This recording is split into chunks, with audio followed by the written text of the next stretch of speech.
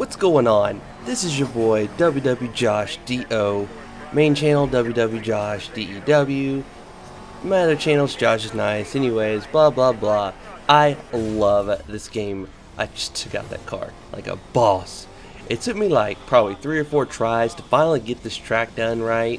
It's just like this car goes so unbelievably fast that it's hard as hell to maneuver it. It's just nearly impossible. And like a turn comes up and you're like, whoa, whoa, whoa. Like that was just really not expected. Like you're going 250 miles an hour and then there's a turn. Sorry about my voice, I've been sick. I'm feeling a whole lot better than I used to, but I'm still not the greatest. But anyways, I'm trying something different. I've actually got Adobe Premiere Pro running, and I'm actually watching my screen right now, and I'm talking into my... Did you hear that? That was my voice. I'm talking to my meteor mic, and I've got, Adobe Premiere Pro doing the voiceover, so no extra software. I'm looking at the screen, I'm seeing that I'm, BAM! Sliding into walls, and I don't have to sync audio. This is great. It's freaking awesome. So far I'm digging it. But yeah, this took me like several tries to get. Those spike strips are a pain in the freaking ass. Like, and then this wall, I cannot freaking get off this wall for the life of me. And yep, I hit some spike strips and I pretty much just failed absolutely miserably. So I'm speeding it up here because obviously I'm not going to win. When your tires are flat, you pretty much have no chance at all.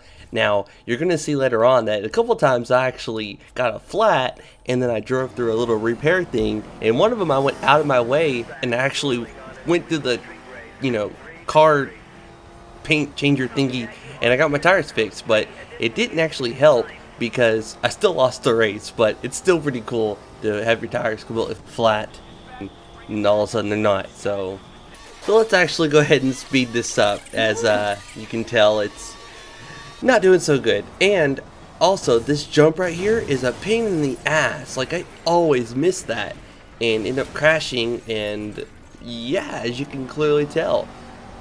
Now, my voice is doing that thing again. It's really freaking annoying. Let me mute this for a second. Alright, I pressed a little mute button on my microphone so I can cough and continue recording without blowing your ears. Anyways, so last Thursday I got into an accident. Probably my worst one yet, and only one of them was recorded. And that was a both people were at fault kind of things, so nobody got their car fixed. And mine was just a messed up bumper. His was a totally freaking totaled car. Anyways, so I was coming around a turn that I've made hundreds and hundreds, possibly thousands of times, and I almost made this jump. Almost. I was so proud of that, and then I failed.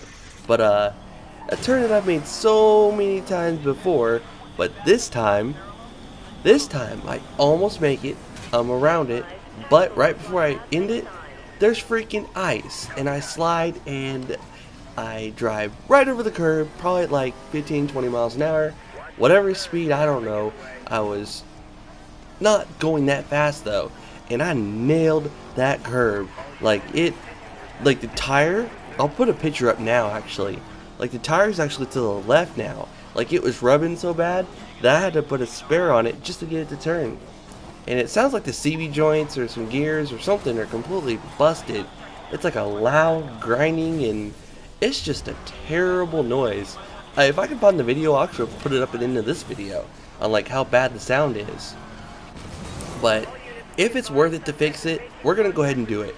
Like, we had it towed today because we went to U-Haul and U-Haul was like, oh, it's $96, and by the way, your Ford Ranger, we're not gonna allow you to tow the car with it because the trailer and the Cavalier are both way more than what your brakes will allow you to, what we can allow you to carry, because your brakes won't be able to stop you.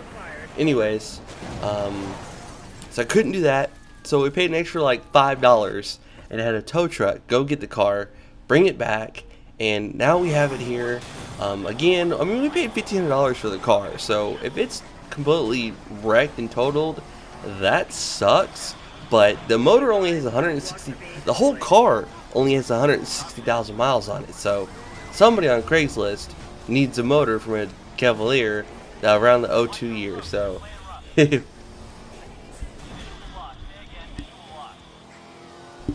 we have to do that, then we will. I mean, it's not a problem. It does suck though, because it sucks to see the car go. The AC works, the heat works, automatic windows, automatic locks, keyless entry, everything freaking works. It's a nice car, and ooh, Pro unlocked. I like seeing that. So if it's like $700-800, I mean, that's pushing it.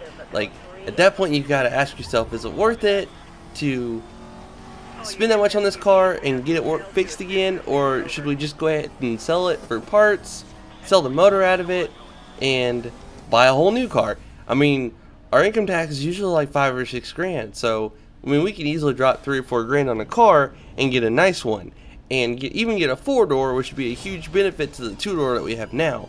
It'd be a lot easier to put my daughter in it, and I'm about to win this dude's car.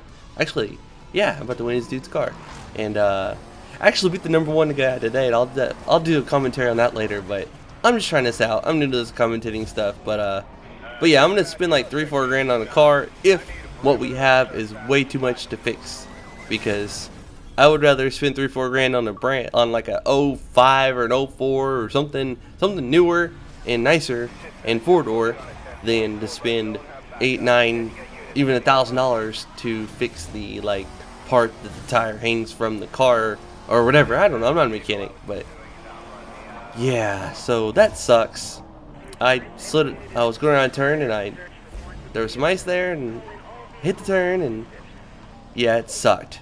It was so funny, before I ended this video, like, I was like, man, my engine's still running. I put it in reverse, and it started back up. I was like, oh, get the fuck out of here.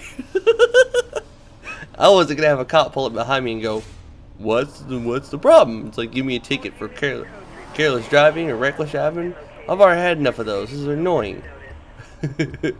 So I drove it, parked it, and then like 5 days later I was finally able to go get it. But if you enjoyed this video, please give it a thumbs up. This is what would Josh do, and I'm out. Should I drive home like this?